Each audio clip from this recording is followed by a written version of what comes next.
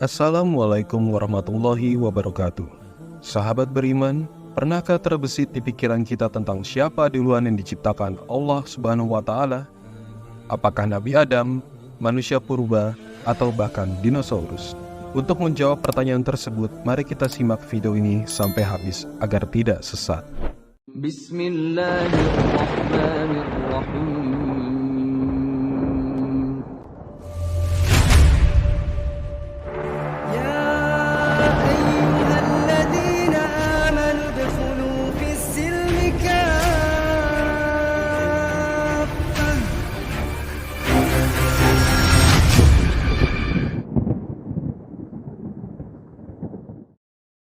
Manusia purba.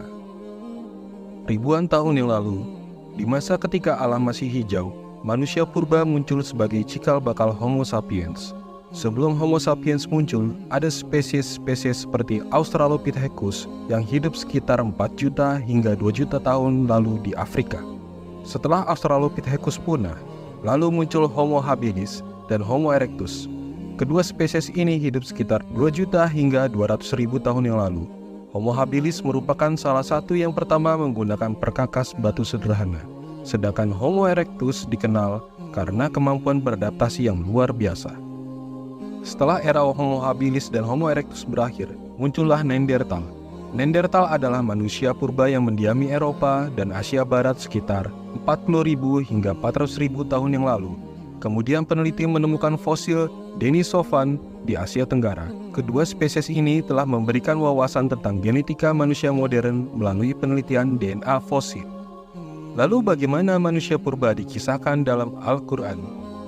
Al-Quran sebagai petunjuk bagi umat manusia menyampaikan bahwa Allah Subhanahu wa Ta'ala menciptakan manusia dalam bentuk yang paling baik. Ayat ini menunjukkan keagungan penciptaan, mengingatkan kita akan keutamaan dan tanggung jawab sebagai khalifah di bumi. Sebenarnya, Al-Quran tidak hanya mengisahkan penciptaan manusia, tetapi juga memberikan penjelasan bahwa sebelum peristiwa tersebut, makhluk-makhluk lain sudah ada. Namun Al-Quran tidak merinci secara tegas apa yang dimaksud dengan makhluk-makhluk tersebut. Kemungkinan makhluk-makhluk ini dapat merujuk pada manusia purba, namun tidak menutup kemungkinan referensi tersebut bersifat lebih umum atau kompleks. Nabi Adam. Al-Quran menceritakan dengan penuh kelembutan bagaimana Allah membentuk Nabi Adam dari tanah liat dengan tangannya sendiri. Ingatlah ketika Tuhanmu berfirman kepada para malaikat, "Sesungguhnya aku menciptakan manusia dari tanah liat, dari tanah hitam yang diberi bentuk." Nabi Adam diberi kehormatan sebagai khalifah di bumi, menerima pengajaran langsung dari Allah Subhanahu wa Ta'ala dan ditempatkan bersama Hawa sebagai pasangan hidupnya. Namun, ujian datang ketika Allah melarang mereka memakan buah dari suatu pohon.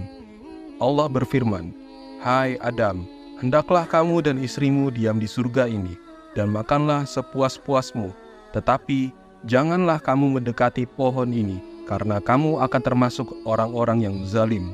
Kisah Nabi Adam tidak hanya memberikan pelajaran tentang asal-usul manusia, tetapi juga mengajarkan tentang keberanian untuk menghadapi godaan, menerima kehendak Allah Subhanahu wa Ta'ala, dan belajar dari kesalahan. Selain Al-Quran, kisah penciptaan Nabi Adam juga bisa kita temukan dalam hadis. Hadis yang menceritakan penciptaan Nabi Adam dapat ditemukan dalam berbagai koleksi hadis, terutama dalam hadis Sahih Bukhari dan Muslim.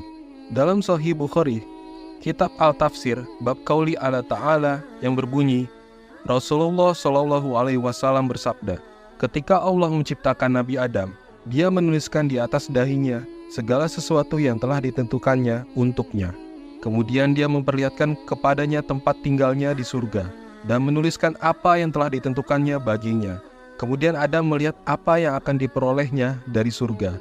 Maka dia bersyukur, dan karena syukur itu, Allah menetapkan untuknya tempat tinggal di surga. Tetapi sekalipun begitu, ketentuan ini hanyalah perhitungan yang sangat mudah. Hadis ini memberikan gambaran tentang penciptaan Nabi Adam, penulisan takdir di dahinya, dan pilihan yang dihadapkan kepadanya di antara syukur dan ketentuan tempat tinggal di surga. Riwayat hadis menggambarkan bahwa ketika Allah menciptakan Nabi Adam, Iblis yang pada awalnya adalah malaikat menolak untuk bersujud kepadanya dengan alasan merasa lebih mulia karena tercipta dari api. Ini menjadi awal dari ujian pertama manusia, mengajarkan kita tentang pentingnya ketaatan dan kesetiaan kepada Allah Subhanahu wa Ta'ala. Dalam hadis, Nabi Muhammad juga mengisahkan peristiwa di padang mahsyar, di mana Nabi Adam akan bersyafaat untuk keturunannya. Beliau bersabda, "Aku adalah orang pertama yang dibangkitkan dari kubur untuk bersyafaat di hari kiamat, dan itu bukanlah hak khusus bagi siapapun sebelumku." Sahih Muslim. Hadis juga mengajarkan kita tentang pentingnya memahami takdir Allah Subhanahu wa Ta'ala dan menerima ujian hidup dengan kesabaran. Nabi Adam adalah teladan bagi kita, mengajarkan tentang tawakal dan kembali kepada Allah dalam setiap langkah kehidupan. Melalui hadis ini, kita merenung tentang kebijaksanaan dan petunjuk yang diberikan oleh Rasulullah SAW, menemukan pelajaran berharga tentang ketakwaan, kesetiaan, dan kebesaran Allah Subhanahu wa Ta'ala. Manusia purba seperti Homo habilis dan Homo erectus memang memiliki ciri fisik yang berbeda dari kita, dengan otak yang lebih kecil dan tingkat perkembangan yang lebih primitif. Sementara itu, Nabi Adam adalah manusia pertama yang diciptakan oleh Allah Subhanahu wa Ta'ala, diberikan kehormatan sebagai khalifah di bumi, dan ceritanya terabadikan dalam Al-Quran dan hadis. Meskipun perbedaan fisik yang mencolok, kesamaan terbesar terletak pada asal-usul kita yang bersumber dari kehendak Allah Subhanahu wa Ta'ala. Baik Nabi Adam maupun manusia purba adalah bagian dari ciptaannya yang luar biasa, menciptakan jalinan hubungan antara manusia dan Sang Pencipta. Nabi Adam sebagai khalifah pertama menerima petunjuk langsung dari Allah Subhanahu wa Ta'ala dan memberikan fondasi moral dan spiritual bagi umat manusia. Sementara itu, manusia purba memainkan peran dalam cerita evolusi fisik dan kreativitas manusia, menunjukkan adaptasi luar biasa terhadap lingkungan. Dinosaurus. Dinosaurus yang berasal dari bahasa Yunani yang berarti kadal raksasa, mendominasi bumi selama jutaan tahun. Mereka datang dalam berbagai bentuk dan ukuran, dari raksasa seperti Tyrannosaurus Rex hingga herbivora yang lembut seperti Brachiosaurus. Zaman Mesozoikum menjadi punggung bagi kehidupan mereka, mencakup Trias, Jura, dan Kapur. Dinosaurus hidup di berbagai habitat, dari daratan hingga laut. Mereka berkembang biak, berburu, dan berkomunikasi, menciptakan ekosistem yang luar biasa. Fosil dan jejak mereka memberikan bukti tentang kehidupan mereka yang menarik dan penuh warna. Melalui penelitian ilmiah, kita menyelami jejak masa lalu yang terabadikan dalam fosil dan bukti geologis. Dinosaurus tidak hanya menawarkan pandangan menakjubkan ke dalam dunia prasejarah, tapi juga memicu rasa ingin tahu kita tentang keberagaman kehidupan di bumi. Allah berfirman kepada malaikat, "Sesungguhnya aku hendak menjadikan seorang khalifah di bumi."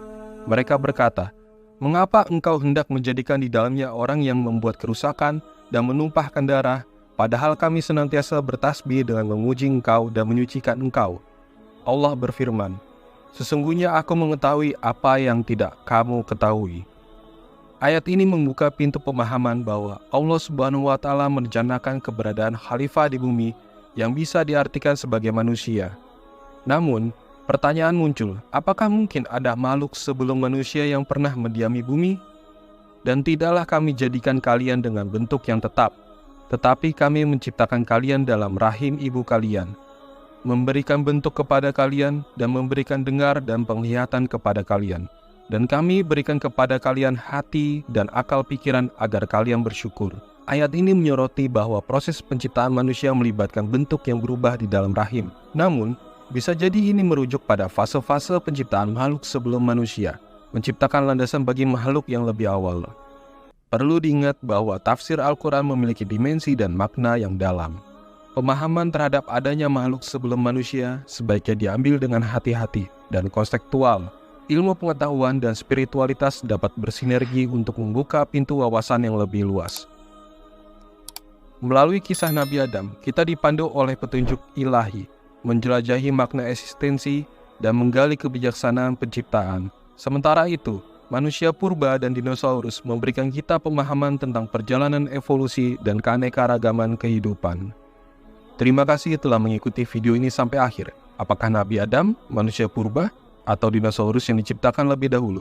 Satu hal yang pasti adalah setiap eksistensi memiliki tempat dan peran unik dalam panggung sejarah bumi.